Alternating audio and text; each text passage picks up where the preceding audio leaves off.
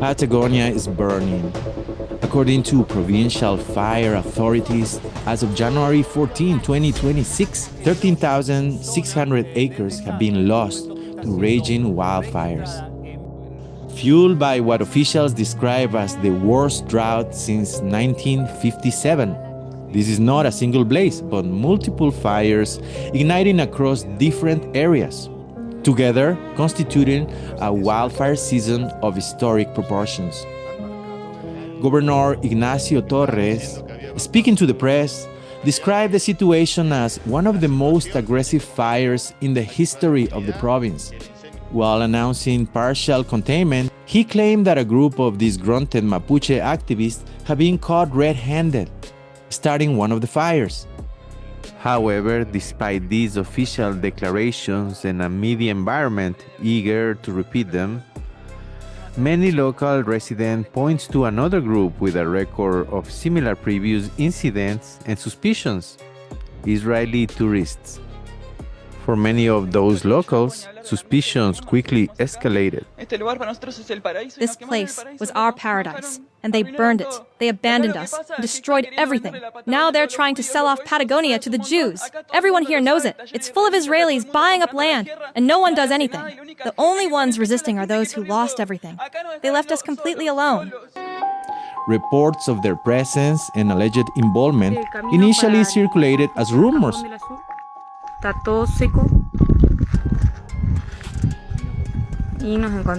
It is really dry, and we just found this can full of gas.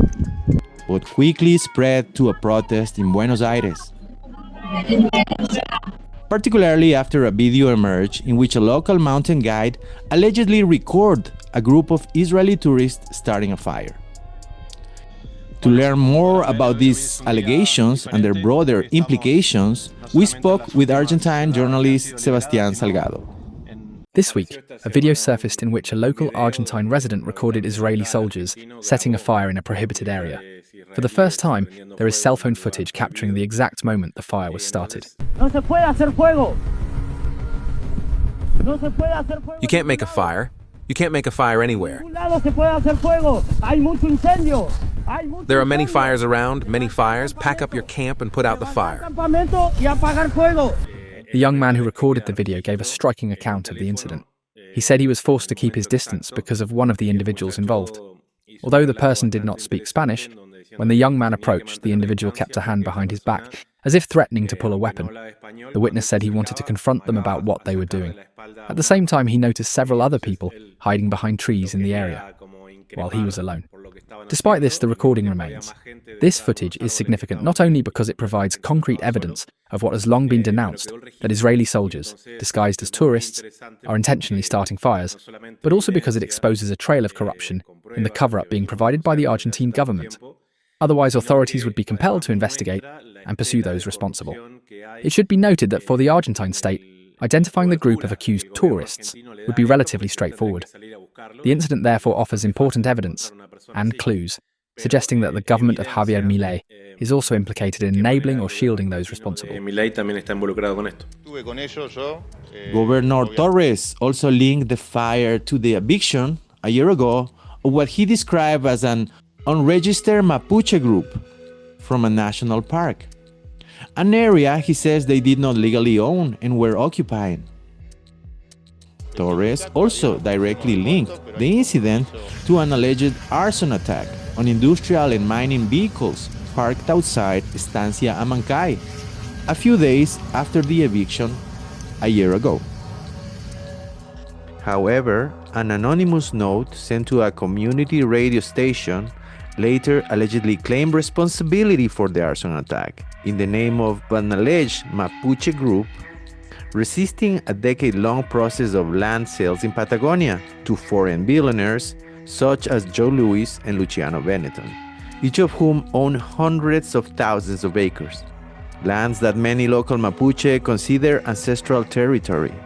This specific anonymous note is one of the main pieces of evidence cited by Governor Torres to justify a series of violent raids and intelligence gathering operations against several Mapuche communities, as well as to place the blame for the current fires on quote-unquote Mapuche groups. However, Torres failed to mention that the suspect apprehended by police after the attack and publicly branded as responsible for the arson was later released after it was corroborated that she was nowhere near the site at the time of the incident, leaving the case unresolved. Former Security and Interior Minister and current Congresswoman Patricia Bullrich took to X to threaten Mapuche groups with terrorism charges, reminding the public that the organization known as RAM, or Mapuche Ancestral Resistance, had already been designed as terrorist group. Both Torres and Bullrich are steadfast allies of President Javier Milei. Sí, el gobernador Nacho Torres es una persona que Governor desde el Nacho principio de Torres su is campaña someone who, ha from the viajado very a beginning of Israel his campaign, para travelled to enviar Israel to receive instrucciones. guidance. Esto se puede ver muy This claro is en clearly cuanto él documented. viajó con su He ministro de even travelled Seguridad, with his security que tiene que minister. ser un One has gobernador to de la ask, provincia why would the de la governor provincia of an Patagonia, Argentine Argentina, Patagonian con su province ministro de need his Seguridad, security minister present while recibiendo receiving órdenes instructions en in Israel adelante de empezar before su even mandato? taking Ellos office? mismos lo promovieron They en themselves sus made this redes public sociales. on their social media. La estrategia es bastante parecida a la que usan en Palestina, es culpar a los mapuches de incendiar su propio territorio. The strategy closely resembles what is used in Palestine, blaming the Mapuche people for setting fires on their own land, labelling them as terrorists, and carrying out arbitrary raids and arrests. Even in areas where Israeli soldiers have been documented starting the fires. The objective is to force Mapuche communities to abandon their territories, then raid the few who remain, arresting them and accusing them of burning their own homes. This shows how these situations are being orchestrated. Entonces, aquí se ve de qué manera se está articulando.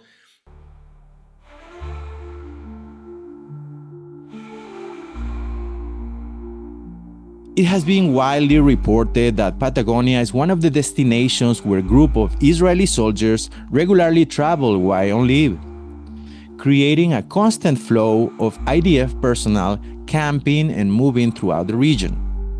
There are also numerous reports of incidents in which these soldiers ignore or directly disrespect local residents and even local authorities, who often back down, aware that these groups are protected not only by the Argentine federal government, but also by powerful interests, given the significant influence of Zionist organizations in Argentina. Just this week, in January 14, a French-Israeli citizen was arrested for violating fire regulations, specifically for lighting a cigarette. The incident remains under investigation, and the individual is required to return to court.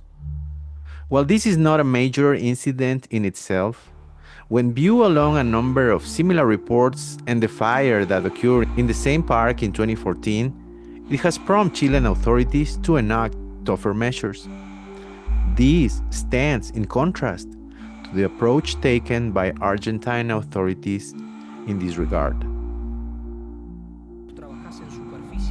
Salgado's and many others' working assumption is that, no longer protected by past restrictions of natural park laws, Patagonia's land is being deliberately burned so it can be eventually sold for cheap, clearing the way for future development and settlement.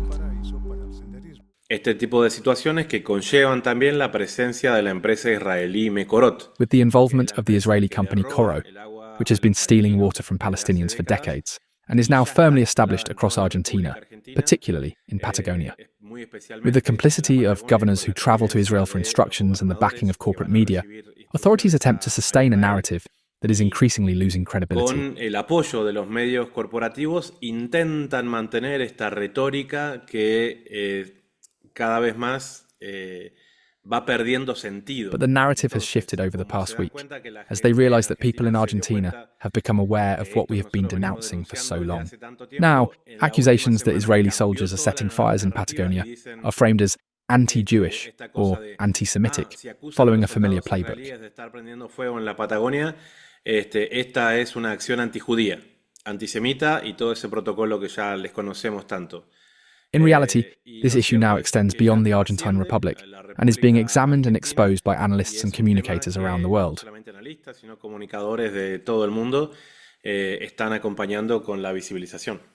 In our previous interview, which viewers interested in this issue should definitely revisit, link below, you mentioned that there have already been other instances in which IDF soldiers were accused of starting fires. Can you tell us a little bit more about that and about why it's not the first time that they have been directly implicated? Bueno, de la que hay más evidencia es en Torres del Paine porque el soldado Rottensinger fue capturado, ¿sí? Y fue encarcelado por las autoridades chilenas. El problema es que one of the most documented cases occurred in Torres del Paine, where an Israeli soldier, Rottensinger, was captured and briefly imprisoned by Chilean authorities. As the power structure protecting him became visible, it also became clear that the Chilean judiciary, like its Argentine counterpart, is subject to Zionist influence. In 2014, Singer burned an estimated 50,000 hectares of Torres del Paine National Park. He entered through an illegal crossing, apparently to avoid leaving official records of where the fires were started. Although he was detained, the judicial outcome amounted to a negotiation, a proposed payment of just $7,000 for the destruction of tens of thousands of hectares of native forest. As far as is known, even that amount was never paid. In effect, an irreparable national park ecosystem was destroyed for the equivalent of a minor fine. Today, Rottensinger is reportedly a prominent businessman in Israel. This is the only case that has ever reached court. De bosque nativo que no se recupera. Y bueno, esto es parte de una realidad que se vive a los dos lados de la frontera. Hoy Rottensinger es un prominente empresario en Israel.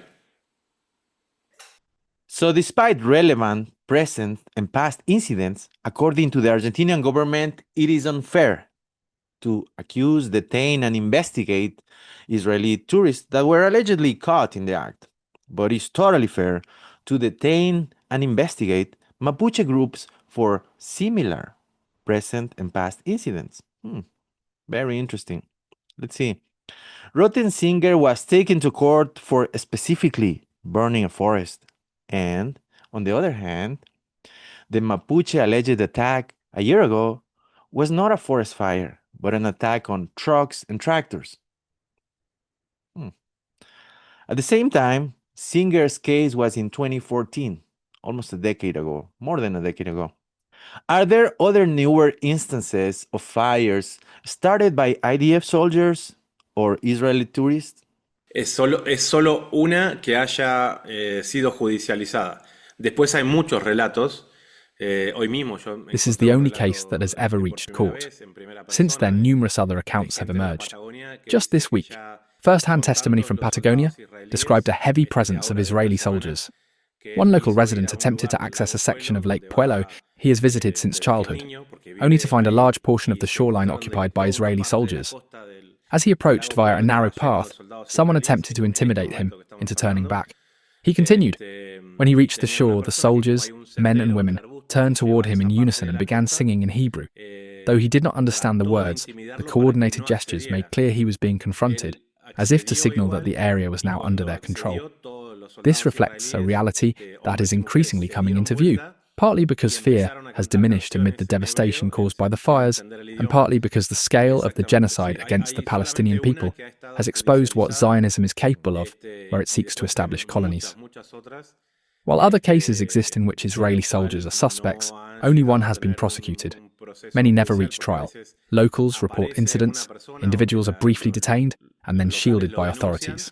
What emerges is a well-oiled structure that consistently guarantees impunity. Hay evidentemente ahí toda una estructura muy aceitada donde ellos se garantizan su propia impunidad. I just watched a video where a Palestinian makes a comparison between Argentina now and Palestine a century ago, right? Now that I'm seeing what's going on in Argentina, I'm starting to second guess. Like, are they making it a getaway for Israelis? Are they trying to make it a second colony? What's going on? I'm not even trying to sugarcoat it. You guys live on one of the most beautiful pieces of land on earth. And if you don't protect it, I'm telling you, this has happened to us. They will take it from you. So what this Palestinian is suggesting is that eventually that process will be repeated. and they will eventually, once they are in Patagonia, drive the local natives out of that land, right? Which sounds far-fetched. Normally, it would sound far-fetched.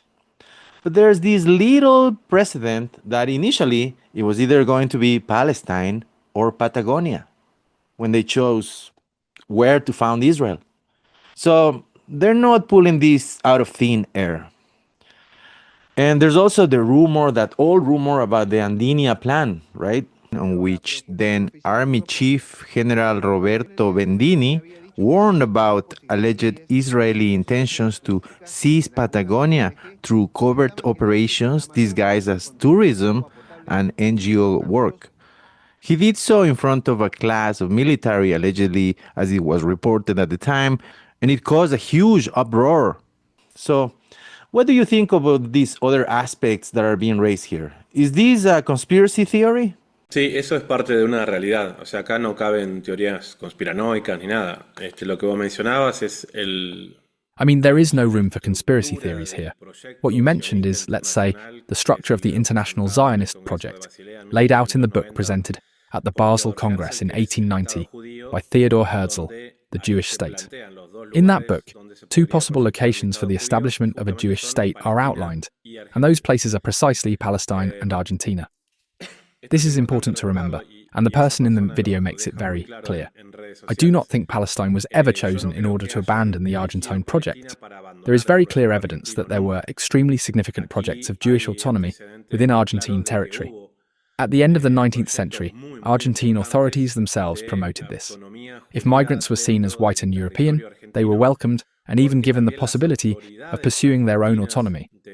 There is the case of Maurice de Hirsch, and there is also the case in Tierra del Fuego involving Julius Popper, who was at the same time a genocidal figure against the indigenous peoples of Argentina. He arrived with a regiment of more than 100 people under the pretense of searching for gold, when in reality he was seeking autonomy for the province of Tierra del Fuego through a new city he founded called Atlanta. All the historical records of this exist, but attempts have been made to alter the meaning of that history, portraying Popper as a kind of naturalist or adventurer. In reality, he is unique in the history of the genocide against indigenous peoples, here in that he was photographed with the indigenous people he murdered, posing with his Remington and Winchester rifles against bows and arrows, like a hunter standing over big game. These photographs are easily accessible and can be found online. At the time, Popper himself sent them to Juarez Celman, the Argentine president then in office, who was, to say the least, aware of this autonomy project. This was around the period when Popper travelled to Buenos Aires and later died under rather strange circumstances.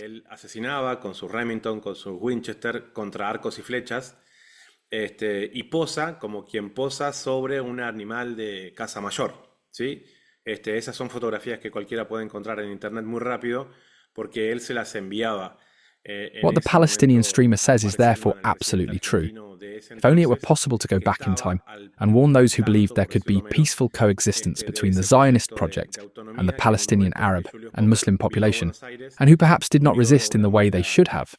The suffering of the new generations of Palestinians today, the infanticide that Israel is carrying out against them, makes it clear that we, as adult Argentines of this moment, bear responsibility for defending our territory and our resources for future generations.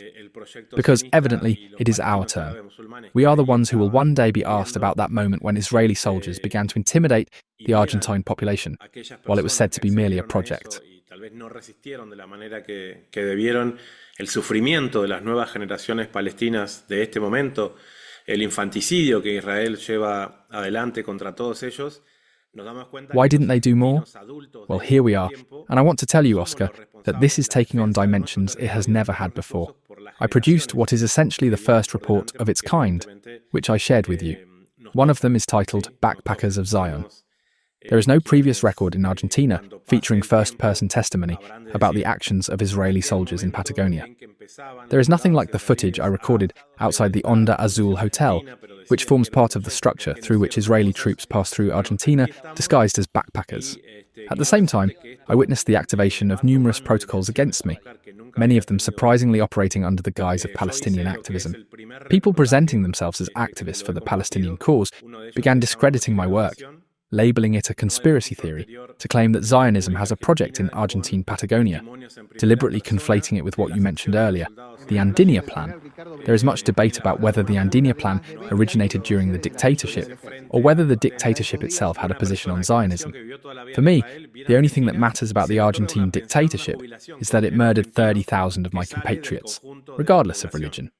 Most were Christians, and there is no need to speculate further. What matters is the reality we are living today.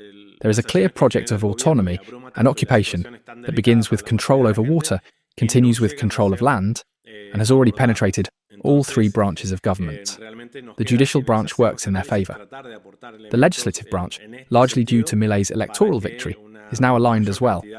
Milei himself is not merely someone who has agreements with Israel. He is a political product of the Chabad Lubavitch sect. This same network financed figures such as Ghislaine Maxwell, daughter of Robert Maxwell, a Mossad-linked figure, who helped build the structure of political blackmail through Jeffrey Epstein. These actors now exercise real power in Argentina, generating unprecedented measures, including allowing Israeli citizens to receive pensions funded by the Argentine state. In other words, individuals born and raised in Israel are granted retirement pensions paid for by the Argentine population. The volume and severity of these policies overwhelm the public, preventing serious debate. That is why those of us engaged in analysis must contribute tools so more people understand the scale of what is happening. What is new and unprecedented is that next Saturday, an openly anti-Zionist demonstration will be held in front of the Argentine Congress. No political party flags will be allowed, only Argentine flags. The purpose is to exchange information, break fear, and confront the anti-Semitism protocols, signed by former President Alberto Fernandez, that have been used to silence dissent. Palestinian activists have been killed here, such as Christian Diaz. Legislators like Vanina Diaz face prosecution for demonstrating in support of Palestine. A federal judge in Mar del Plata is being tried simply for posting an International Criminal Court ruling labelling Netanyahu a war criminal, a ruling to which Argentina is formally bound. At this point, only popular organisation and collective defence remain, because nearly every institution, including many unions, has been absorbed into the structure of Zionist interference in the Argentine Republic. La organización y la defensa popular, porque todas y cada una de las instituciones, incluyendo muchos de los sindicatos, han pasado a ser parte de la estructura de injerencismo sionista en la República Argentina. Finally, I understand that you covered a protest in Buenos Aires about the fire. Tell us what the people who are protesting think. Is the blame being placed on the Mapuche people, or what is the situation on the street? Sí, la protesta de ayer en el obelisco, en la avenida 9 de Julio, en el centro de la ciudad de Buenos Aires, primero era para visibilizar el porteño, o sea, el habitante de la ciudad de Buenos Aires a grandes rasgos vive bastante a espaldas. The protest yesterday at the Obelisco on Avenida 9 de Julio in the center of Buenos Aires was primarily aimed at raising awareness among the people of Buenos Aires because, broadly speaking, many residents live quite detached from the reality of the rest of the country. There is a widespread belief that important things only happen in Buenos Aires. So one of the first objectives was for people in the city to learn more about what is happening through direct actions, such as holding banners at traffic lights when cars stop, showing that Patagonia is burning. The other objective was a specific denunciation, given the overwhelming evidence, and this has been happening for a long time, that the fires are intentional. Most of the people involved, many of them linked to left-wing parties and movements, are making it clear that those who identify as Mapuche have absolutely nothing to do with the fires, and are, in fact, fighting alongside firefighters to put them out. At the same time, while there is broad agreement that the fires are being deliberately set, I do see fear among representatives of these political parties when it comes to openly stating what we are witnessing. This fear stems from the intimidation faced by fellow legislators who are currently undergoing impeachment processes for making these accusations. Yesterday, when some of them were asked, if the fires are intentional, who do you think is starting them? The strategy they articulated was to avoid mentioning Israeli soldiers. In other words, they argued that it does not matter who is responsible. What matters, they said, is that the Milei government has passed a series of laws, the forest law, the fire law, and the land law, that contribute to the defunding of firefighting efforts and the repression of protest. That is the framework they are trying to emphasize. Still, these responses remain incipient and limited when weighed against the seriousness of the situation. Que ayudan al desfinanciamiento del combate de los incendios y la protesta intentaban basarla un poco más en eso. Entonces, bueno, son incipientes y son pequeñas en relación a la gravedad de la situación. President Javier Milei, who is a Chabad Lubavitch member and a very close confidant of Eduardo Elstein and other powerful landowners, investors, and developers, many of them fervent Zionists, has indeed changed the laws, allowing for larger areas to be sold to foreigners, preparing the privatization of natural parks.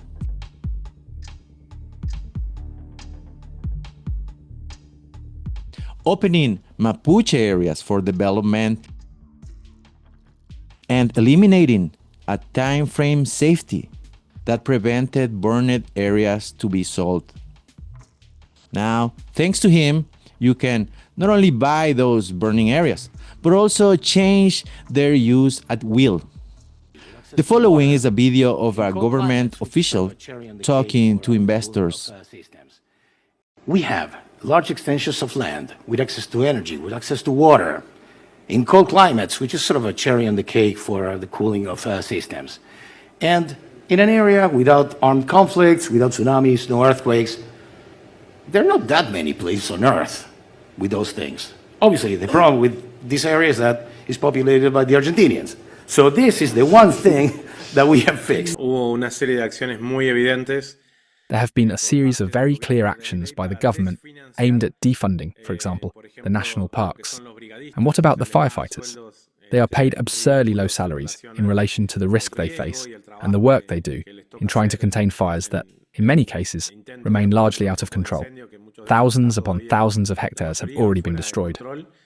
Se han acabado con miles y miles de hectáreas.